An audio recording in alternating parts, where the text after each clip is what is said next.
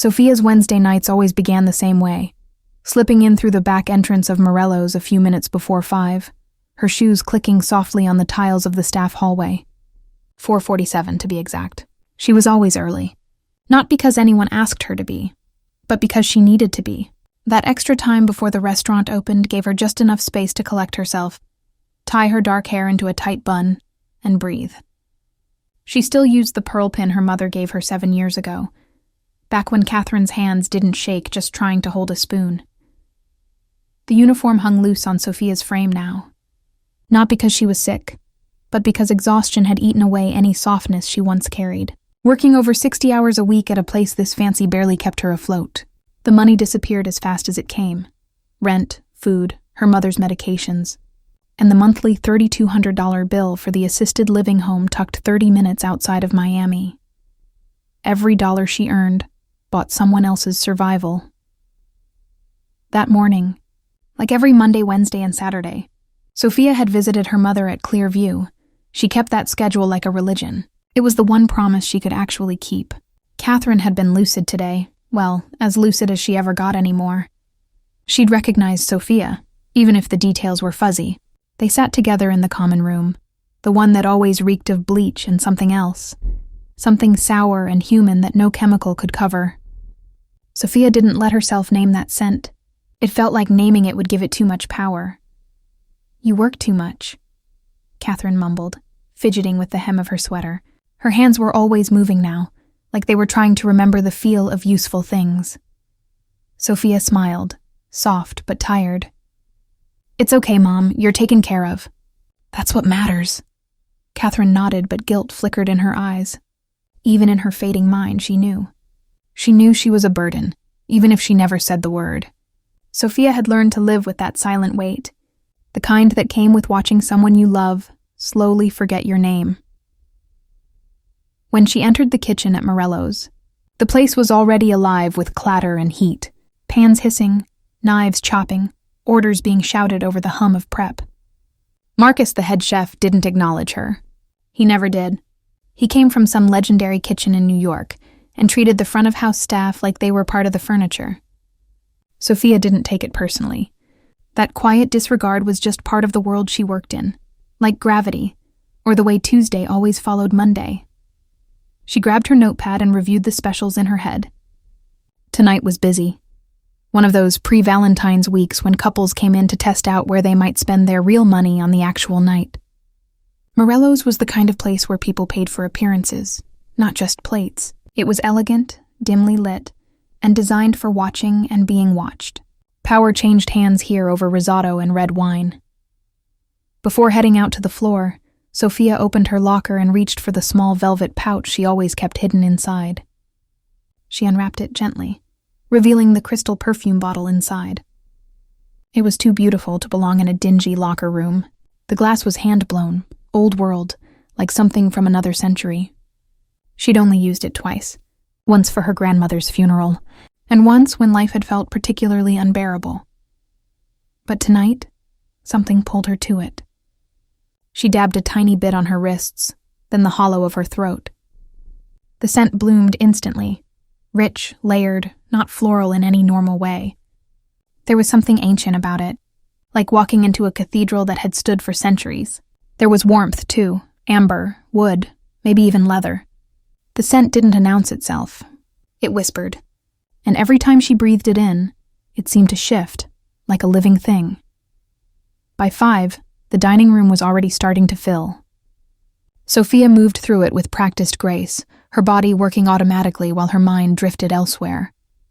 She filled glasses at perfect angles, smiled without thinking, recommended the mushroom risotto to people who wanted to seem adventurous without actually stepping outside their comfort zone. At 6:45, Marcus said something unexpected. He looked up from his station and said, "Table 9's gonna want something special." She raised an eyebrow. He nodded toward the corner. "Back booth. That guy comes in every few months. Always the same seat. Never talks much. Doesn't order from the menu. Just give him whatever I send out. And don't ask questions." Sophia followed his gaze. There, in the farthest booth by the window, sat a man unlike anyone else in the room. He didn't fidget. He didn't check his phone. He just sat, still, watching. His presence didn't ask for attention. It commanded it. Mid-30s maybe, black hair combed back, sharp jawline, olive skin untouched by time. His suit was perfect. Gray, crisp, tailored like it had been made for him and only him. He held his wine glass loosely, like someone who appreciated it but didn't need to be impressed by it. But it was his eyes that caught her. Deep, dark brown. The kind of eyes that didn't just look. They examined, measured, memorized. Sophia blinked, pulling her focus back to the couple in front of her arguing over dessert. She helped them decide gently, split or not split. Either way it would be delicious. She turned toward the kitchen, but she could feel the man's gaze on her skin, like a soft brush at the back of her neck. She didn't look back. She knew better. She'd worked long enough to understand what sustained eye contact meant in a room like this. It meant invitation, and invitations, especially from men like that, came with consequences. At 7:15, Marcus called her name. "Corner's yours now. Take the wine. He'll ask for the 89. Just wait for him to speak." Sophia nodded, picked up the wine list and moved toward the booth. As she approached, the man looked up, and in that moment the atmosphere changed. It was subtle, like someone had turned the volume of the entire room down. Before she said a word, the perfume reached him. He froze. Not dramatically. Just entirely. His hand stopped. His breathing paused. His eyes closed, just for a second. "Good evening," Sophia said, with the smooth, practiced tone she always used. "Can I offer you something to start?" He opened his eyes, and then something happened. His face didn't change. His voice didn't crack. But behind his gaze, something shifted, like a machine reprogramming mid-motion. "The bow," he said. 1989. Then, as calm as ordering bread, he added, "I need the dining room cleared." Sophia hesitated, thinking she misheard. "I'm sorry?" "Everyone leaves," he said, "except you." She didn't move, but the room around her started to. The manager's voice came over the speaker system, gently but firmly clearing the room. "Apologies, folks. Emergency protocol. Please exit to the east side. We'll comp your parking and wine. Thank you." Sophia watched in stunned silence as patrons stood and left. Servers disappeared into the kitchen. Dishes clinked one last time before going quiet. Marcus didn't reappear. Nobody said a word. The dining room emptied, and still, the man didn't move. Didn't even blink. He just watched her, waiting. When the last customer left and the doors were locked behind them, he finally stood, tall, solid, like a man carved out of stillness, and with eyes fixed directly on hers, he said, "Come here. Don't speak, not yet. I need to understand what I'm sensing." Sophia's heart hammered in her chest. But she stepped forward, because something told her. Everything was about to change. Sophia didn't know why her legs moved, only that they did. Slowly, she crossed the space between them, her notepad still clutched in one hand, forgotten and useless. The air around the booth felt heavier now, like it carried weight. As she stood before him, just a few feet away, he closed his eyes again and inhaled deeply. It wasn't casual.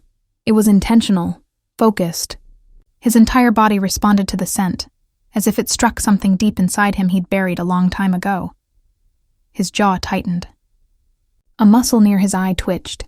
His hands, which had been resting calmly on the table, curled into fists, knuckles pale under the strain. And then, with barely restrained urgency, he asked, "Where did you get this?"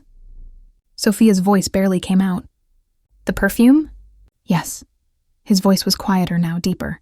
"Where did it come from?" "It was my grandmother's," she replied, her voice distant even to her own ears. "She gave it to me, before she died. 2 months ago." His eyes opened slowly. They locked onto hers with such intensity that Sophia felt like she'd been yanked out of her own body and dropped into someone else's memory. "Your grandmother's name?" he asked, but it didn't sound like a question. It sounded like a test. "Victoria," she said. "Victoria Mitchell." Something inside him broke. He turned away like the air had become too thick to breathe. He took 2 steps toward the window and placed both hands against the glass, his shoulders rising and falling in deliberate, controlled motion. Sophia stood frozen, watching. Whatever calm he had walked in with was unraveling right in front of her. "Say it again," he said, not looking at her. She hesitated. "Victoria Mitchell." He didn't move for a moment, then muttered something under his breath, too quiet for her to hear. He turned back slowly. There was something raw in his face now. Not grief, not shock, something deeper. Something dangerously close to grief's twin. Regret. "She gave me the perfume," Sophia offered, trying to understand what was happening. "Said someone might recognize it one day. Said it would help me understand my family. Why she kept me safe. Understand my family. Why she kept me safe." The man turned fully to face her now. Something fragile passed across his expression, like glass cracking beneath pressure. He didn't speak for a long time. When he did, his voice had changed. It carried no command, only a haunted softness. "Did she ever talk about me?" he asked. "Ever mention someone named Luca?" Sophia blinked. Her mind rushed back through every conversation, every memory she had of Victoria. The stories, the quiet pauses, the things left unsaid. "No," she said gently. "She never mentioned anyone named Luca." He looked like he'd expected that. And still it wounded him. "She had navy blue eyes," he said, as if speaking to himself. Deep, almost black in the right light, and her hands shook when she was thinking too hard. His voice broke a little. "You have her jawline. I didn't see it at first, but now it's unmistakable." Sophia took a small step back. Every instinct inside her was starting to scream that something wasn't right. Not danger, something more complicated. Something messier. This wasn't about a customer wanting a special dish. This was personal, deeply personal.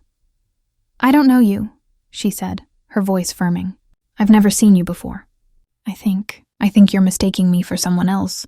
"No," he said, his voice quiet but final. "You haven't seen me, but I knew Victoria. I knew her better than almost anyone. And if you are her granddaughter, then everything I believed to be true for the last 28 years just shattered." He sat back down, slowly, as though the floor beneath him might fall away. His hands trembled slightly as he gestured to the seat across from him. "Sit," he said. "Please, because what I'm about to tell you is going to change everything you think you know about your family." Sophia stared at him, at the empty restaurant, at the stillness all around them, and she sat, because she needed to understand, because she couldn't walk away from this without knowing what it meant, because something in her gut told her nothing was ever going to be the same again. He watched her settle into the seat across from him, like he'd waited for this moment his whole life. His posture straightened, and the trembling in his hands stopped, just like that. His voice came low, even, with the kind of quiet certainty that doesn't ask for permission to be heard. "Your grandmother was married once before Robert Mitchell," he said. Sophia blinked. "She never told me that." "No," he said. "She wouldn't have. She left that part of her life behind. Carefully. Permanently. Or so she thought." She felt the air tighten in her chest. "Before she married Robert, she was Victoria Castillo," he went on. "And for 2 years she was married to my brother, Marco Ravellini." The name struck her like a stone to the stomach. Ravellini. She didn't know why it felt important, but it did. "She left him," Luca continued, "because she saw what our family really was. What it did, and she didn't want to raise a child in that world." Sophia blinked hard, her throat dry. "A child?" "Yes." His eyes met hers. "She was pregnant when she left." Sophia felt her breath catch. "You're saying—" "Catherine," he said, confirming it. "Your mother. Marco's daughter. My niece," her head spun. The restaurant seemed to sway around her, not from motion, but from everything shifting underneath her. "She never told anyone," Luca continued. "Not Marco, not me, not our family. She cut ties so cleanly, so perfectly, we assumed she was dead." "Why?" Sophia whispered. "Why would she keep that from him?" "Because she was scared," Luca said. "Rightfully so. Our family wasn't something you just left, especially not back then. But she did it. She vanished, reinvented herself, and gave birth to Catherine somewhere far away. Sophia stared at the man in front of her, trying to reconcile the calm in his voice with the storm unraveling in her mind. "But how do you know all this?" she asked. "If she never told you." Luca leaned back. "Marco found out. Years later, he had people tracking her. Not to hurt her, by then it was too late for revenge. He just wanted to know. And when he realized she'd had a daughter, he told Isabella." "Who's Isabella?" Sophia asked, the name tugging at something deep in her memory. "My grandmother," he said, "the one who made the perfume." The breath caught in her throat. "Isabella created her fragrances for family," he said. "They weren't sold, weren't marketed, weren't for the public. Every formula was personal, unique. And when she learned about Catherine, she made one specifically for her. One batch, with a note that said it should be passed down if the time was ever right." Sophia's hand instinctively moved to her neck, where the last trace of the perfume still clung. "She gave it to Victoria," Luca said softly, "to carry the connection without forcing it. And when Victoria gave it to you, she made her choice. She knew it might one day reveal the truth." Sophia's mouth was dry. She could barely speak. "You think I was meant to find you?" "No," he said. "I think I was meant to find you." They sat in silence for a moment. A thick, unbreathable silence. Then, he reached into the inside pocket of his jacket and pulled out a card. Simple. No logo. No title. Just a name and a number. Luca Ravellini. "You're going to call this tomorrow," he said, placing it gently on the table between them. "You're not going to talk to anyone about this. Not friends. Not co-workers. Not even your mother. You're going to call, and I'll explain the rest." Sophia looked down at the card, then back up at him. "Why would I trust you?" "You shouldn't," he said plainly. "Not yet." His eyes met hers again, steady and unreadable. "But you will, once you understand what Victoria was protecting you from." Then he stood, and without waiting for a reply, he walked toward the restaurant door, unlocking it quietly. "You can leave now," he said over his shoulder. "No one's stopping you. But nothing will ever look the same again." Sophia stood slowly. She picked up her phone, her notepad, her things. She walked to the door, her mind echoing with 1,000 questions she didn't know how to ask. At the threshold, she turned back to him one last time. "What does the perfume mean?" she asked. He didn't even hesitate. "It's the key." And then she stepped out into the Miami night, where the air had turned cold and the streets were empty. She clutched the card like a lifeline, because she knew, without fully understanding how, her life had just split in two. Sophia didn't sleep that night. She sat on the edge of her bed in the dim light of her apartment, staring at the business card on her nightstand, like it might speak first. The perfume still lingered on her skin, impossibly complex, like something trying to say more than scent should be able to. Her laptop glowed in the dark, illuminating her face as she began typing slowly, carefully, into the search bar. Luca Ravellini.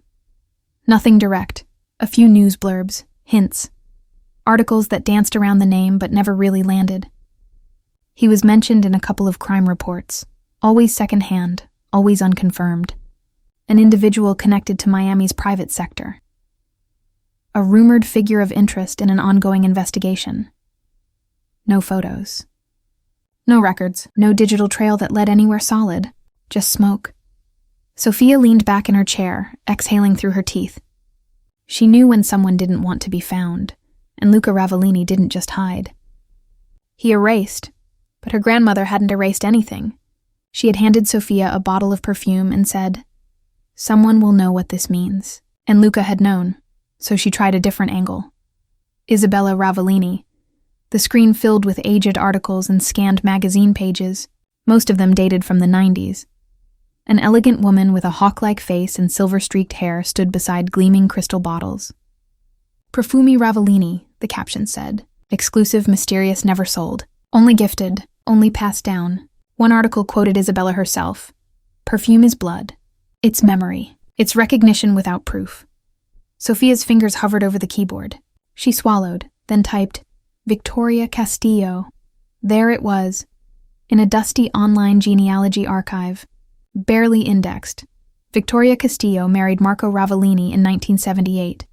Divorce finalized in 1991. No children listed. No further records. But Catherine had been born in 1979. Sophia sat still, heart pounding in her chest. She expanded the search. Marco Ravellini, business ventures from the 1980s and 90s. Vague, shady, import, export. Property management. Corporations with names so forgettable they had to be hiding something. He died in 2001, age 42, from a prolonged illness. No obituary with names. No funeral notice. Just a closing sentence in a public record. Then, almost by accident, she searched Elena Ravellini. The name had been mentioned in one of Isabella's interviews as a niece. This one had an ending, too. Found dead in Coral Gables 7 years ago. The headline said suicide, but the article hinted at whispers, rumors, open questions. She was in her 30s. Beautiful. Private. A woman surrounded by silence even in death. And like everything connected to the Ravellinis, the details ended before they became concrete. By 4 a.m., Sophia's head throbbed. Her eyes stung. She had filled 10 pages of a notebook with timelines, names, dotted lines she couldn't connect. It was like trying to build a puzzle with no edges, where every piece looked like it might fit, but nothing ever quite did. That was when her email pinged, no subject. No sender name, just 2 letters. Her heart jumped. She opened the message. You research thoroughly. You're cautious. Good instincts. But you're limited by what the internet is willing to show. Call the number. 10 Saira a.m. Not before. Not after. Exactly 10 Sao. Sophia stared at the message. It had been sent at 3:47 a.m. He knew what she was doing. He had access to her search history, maybe her email. Maybe more. Access to her search history, maybe her email. Maybe more. The realization chilled her so deeply she felt it settle into her bones. She didn't sleep. At 9:59 a.m., she sat at her kitchen table, heart hammering. The card lay in front of her. Her thumb hovered over the call button. At exactly 10 a.m., she dialed. He picked up on the first ring. You found information, Luca said. Not a question. I found some, she replied. Her voice sounded steadier than she felt. Then it's time, he said. A car is on the way. You'll bring nothing but your phone, no recording, no tracking, no questions during the ride. You're not in danger, but you are being tested. Sophia gripped the edge of the table. And if I say no? You won't, he said. You want to understand. That's why you didn't sleep. The call ended. She sat in silence, shaking slightly, until she heard the soft hum of a black car pulling up outside. Tinted windows. No plates. The driver was a woman with silver hair and mirrored sunglasses. She said only one thing, Miss Sophia? Sophia nodded and stepped inside. As the door clicked shut behind her, she realized she had just crossed a line, and there was no going back. The car ride stretched on like time had lost all sense of measurement. The windows were tinted so dark that Sophia couldn't even make out the shapes of passing buildings. The woman behind the wheel didn't speak again, didn't glance in the mirror. She drove with calm, precise movements, like someone who'd been trained not just to drive, but to transport. Sophia sat stiffly, her hands in her lap, her phone silent beside her. She had told no one she was leaving, hadn't messaged a single friend, hadn't written a note. Part of her wanted to believe she was still in control of this decision, but another part, the louder, more honest part, knew that this had stopped being her choice the moment she smelled the perfume and caught Luca's eyes across the restaurant. After what felt like nearly an hour, the car finally slowed. They pulled up to a wrought iron gate flanked by tall hedges and brick columns. It looked less like an entrance and more like a border crossing. The gate slid open without a sound. The car rolled through, swallowed by thick landscaping that had clearly been designed to conceal rather than show off. No neighbors in sight, no curious eyes. This was privacy the way wealth liked it, absolute and intentional. When they reached the mansion, Sophia's breath caught. It wasn't just expensive. It was old money disguised as restraint. No gold, no statues, no desperate need to impress. Just pale stone, high windows, and architecture that whispered power instead of shouting it. The kind of place you wouldn't find on Google Maps. The kind of place that didn't exist unless you were invited. The car stopped, and the driver finally turned toward her. "He's waiting in the study. Second door on the right." Sophia stepped out slowly. The air smelled like citrus trees, and something faintly metallic, like rainfall on steel. She walked up the front steps, her heartbeat tapping against her ribs, and opened the heavy front door. Inside was silence. Cool, dim lighting. Floors so clean they reflected light like glass. Every piece of furniture looked handcrafted, meaningful. She passed a wall lined with framed photographs, none labeled, none familiar. Beautiful people in black and white, history in freeze frame. She reached the study door. Her fingers hovered for a second. Then she pushed it open. Luca was there, seated in a leather chair near the tall windows that overlooked a garden blooming far more wildly than it had any right to. He had changed out of the suit, now in a charcoal button-down and dark slacks, sleeves rolled up, barefoot. He looked softer somehow, less like the man who'd cleared an entire dining room with a whisper, and more like someone who had been waiting a very long time to say something important. "Sit," he said quietly. Sophia crossed the room and took the seat opposite him. There was a pause, just long enough to make her nerves twitch. Then Luca spoke. "Your grandmother was married to my brother, Marco," he began, as if they hadn't already crossed that line. "You already know that. But what you don't know is what she left behind." Sophia didn't interrupt.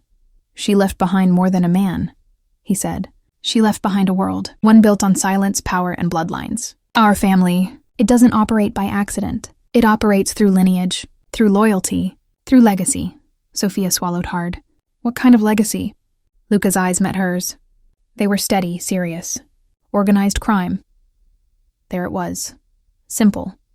Plain. The thing she'd already started to suspect but hadn't wanted confirmed.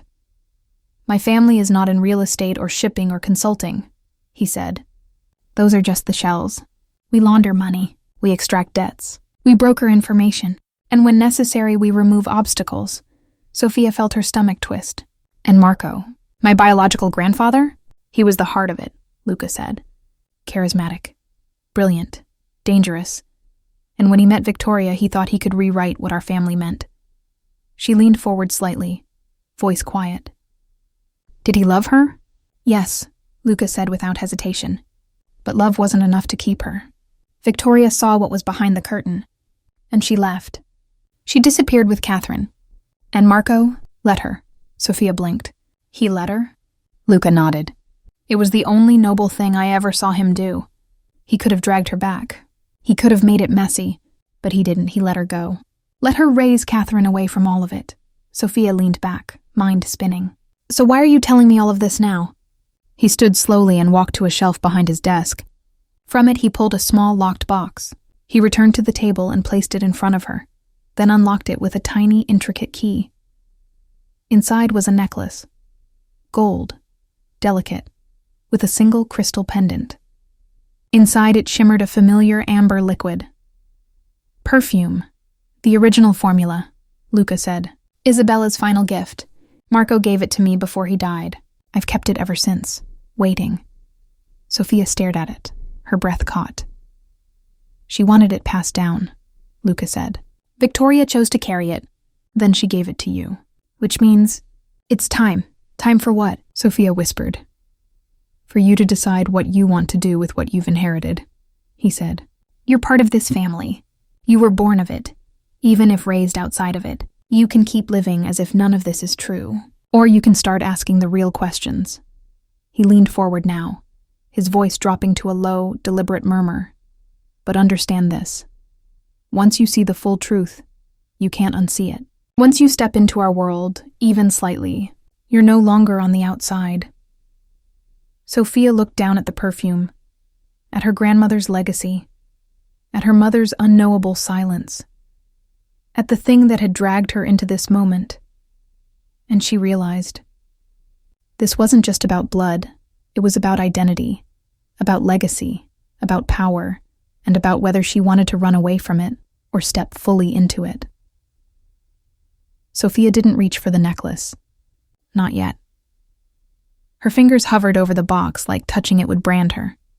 Mark her as someone who could no longer pretend to be just a waitress with a sick mother and a quiet life. The perfume pulsed gently in its crystal prison, catching the light as if it were alive.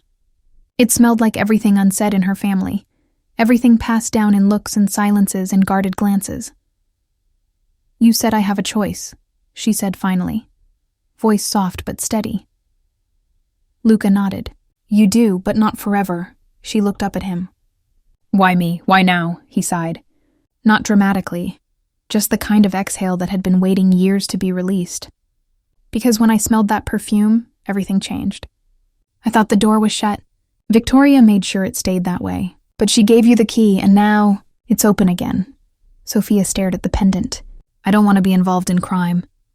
"I don't want you involved either," he said. "But involvement doesn't always look like carrying a gun or moving money. Sometimes it just looks like knowing. And once you know, you're part of the system, whether you act or not."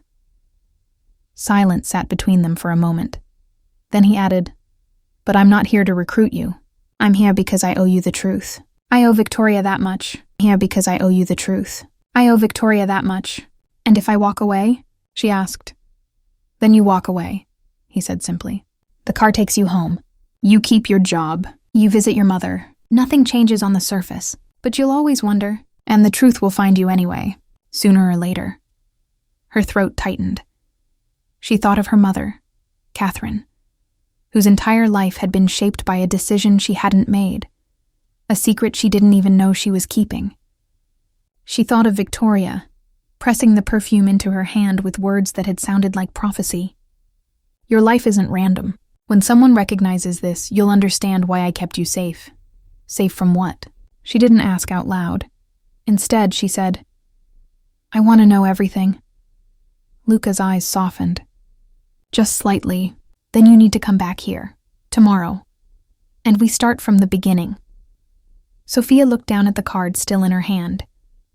The one he'd given her at Morello's. It was real now. Tangible in a way it hadn't been then. "I can't promise I'll be part of this," she said. "I'm not asking for promises," he replied. "Only attention.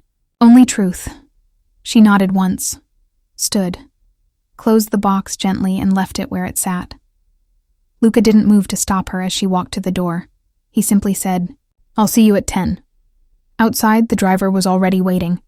The ride home was just as silent as the ride there, but something had shifted inside Sophia. Her thoughts no longer swirled. They narrowed, sharpened. She wasn't scared anymore. She was focused. Back at her apartment, she didn't even bother turning on the lights. She stood at the kitchen sink and stared out at the city until the sky turned soft with morning. She thought about all the women in her family who had held pieces of the truth in their hands and never said them out loud. She wasn't going to be one of them. At 9:58 the next morning, she walked out of her building. The car was already there, and she got in without hesitation. This time, the ride felt different. Sophia sat back in the leather seat with her arms crossed tightly, her jaw set, her mind fully awake. She didn't look out the windows, didn't bother trying to guess the turns. She already knew that wherever they were going, it wasn't on any map she'd recognize. When they pulled past the iron gate again and approached the house, it felt less intimidating now, less like a mansion and more like a sealed chamber. Somewhere truth lived behind doors, waiting to bite. Luca met her at the door. He wasn't smiling, but something in his expression had softened since yesterday. "Maybe respect, maybe recognition. This way," he said simply. He didn't take her to the study this time. Instead, he led her down a hallway to a room she hadn't seen before.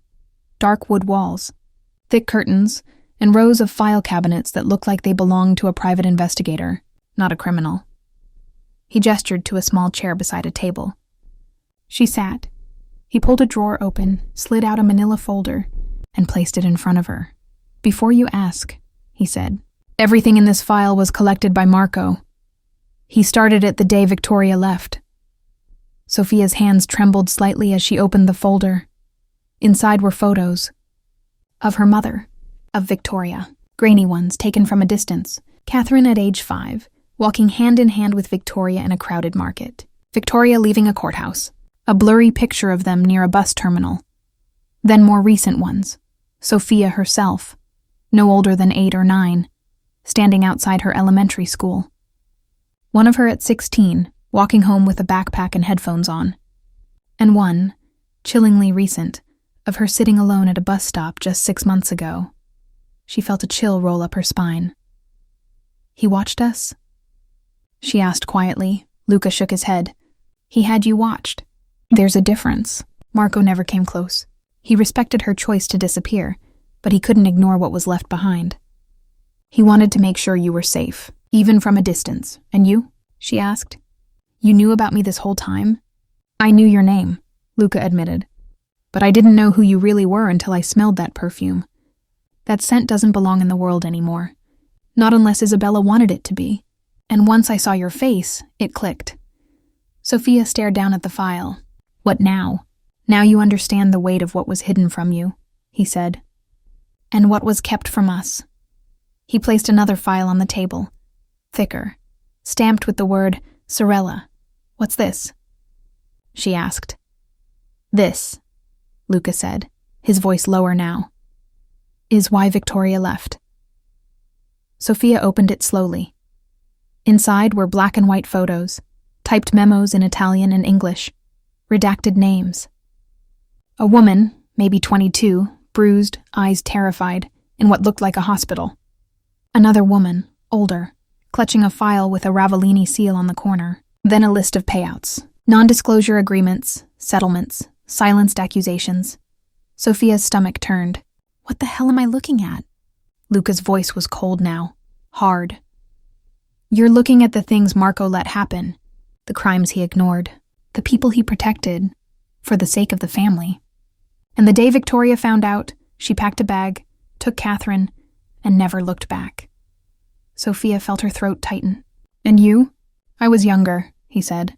"I knew something was wrong, but I didn't understand it. Not until years later. When I saw the full scope of what Marco had shielded, of what the family had become." He leaned in now, his eyes steady on hers. "Victoria didn't run out of fear," he said. "She ran out of principle. She refused to let her daughter be raised inside something so rotted." Sophia looked down at the photos, the files, the quiet corruption of her bloodline. Her hands were shaking now. "So why are you still here?" she asked bitterly. "Why stay in this world if you knew what it was?" Luca didn't flinch. "Because someone had to stay," he said. "Someone had to change it." He stood, walked to the window, his silhouette sharp against the morning light. "I've spent the last 15 years burning out the worst of them, restructuring, cutting off the limbs that were diseased. It hasn't been clean or easy, but it's not the same family anymore." Sophia didn't answer. She didn't trust herself to speak. She closed the file slowly and looked at Luca. "So, what do you want from me?" "Nothing," he said. "Not yet, not unless you choose it. But you deserve to know. You were born with a truth that was buried for your protection. Now it's yours to carry, or leave behind." Sophia stared at the files. The history, the legacy. Everything in her life that had ever felt strange suddenly made a twisted kind of sense. The absence of extended family, her mother's quiet sorrow, Victoria's impossible wisdom. She exhaled slowly. "I need time," she whispered. "You'll have it," Luca said, "but not forever." As she stood to leave, he added one final thing. "There's one more person you should meet." "When you're ready," Sophia turned. "Who?" He looked down at the perfume vial in the crystal pendant. "The woman who made this, who started it all." Sophia's heart stopped. "Isabella?" she asked. "She's still alive?" He nodded once. "And she's been waiting for you." Nodded once. "And she's been waiting for you." Sophia stood at the edge of the garden, the wind catching her hair as the morning light broke through the clouds. The house loomed behind her, quiet and still, but her mind was anything but. Everything inside her was churning. The files, the photos, the truth. She had spent her entire life thinking her story started with a waitress and her sick mother, a quiet apartment, and overdue bills. But now she saw the ghosts that had shaped her life without ever showing their faces. and one of those ghosts was still breathing. "Isabella's waiting for you," Luca said again. He was beside her now, not trying to push, just standing in the stillness like he understood the weight of what he'd said.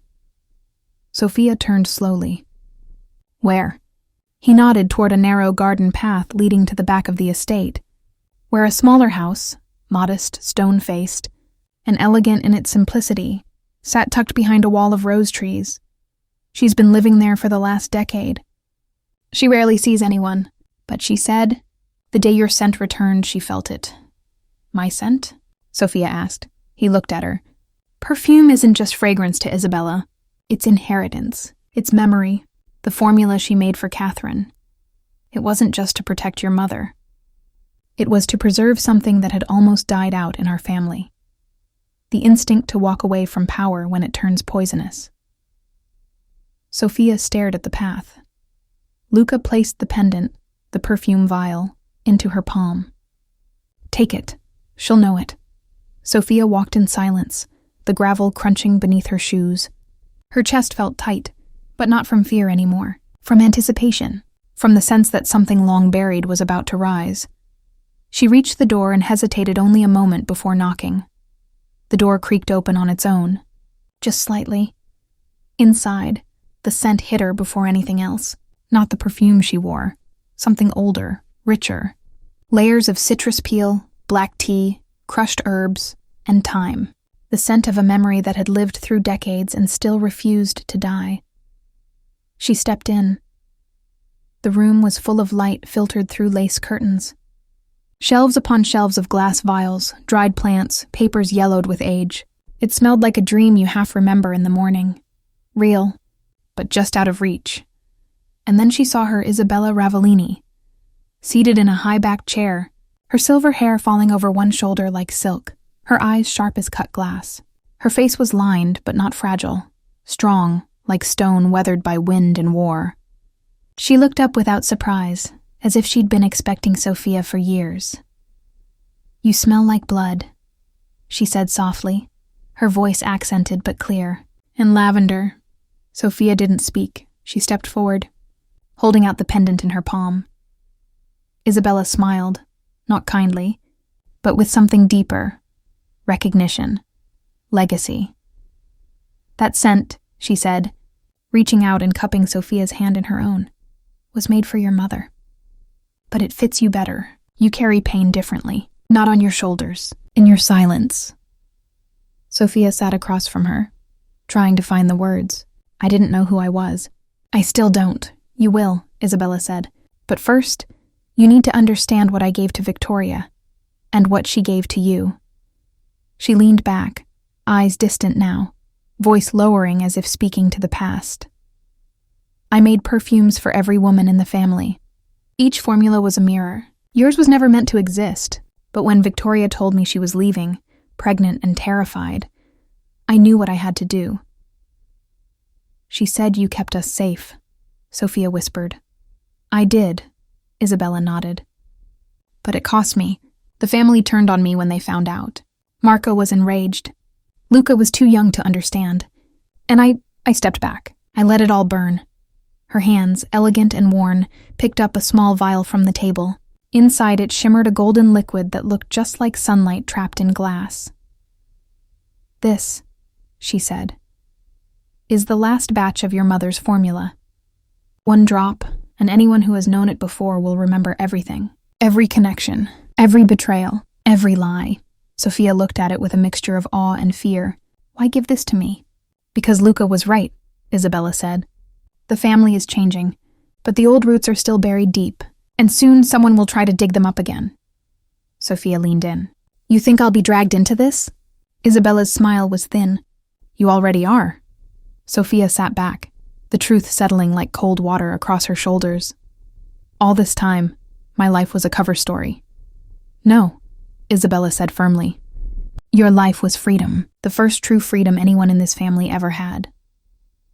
Sophia nodded slowly, and in that moment, she made her choice.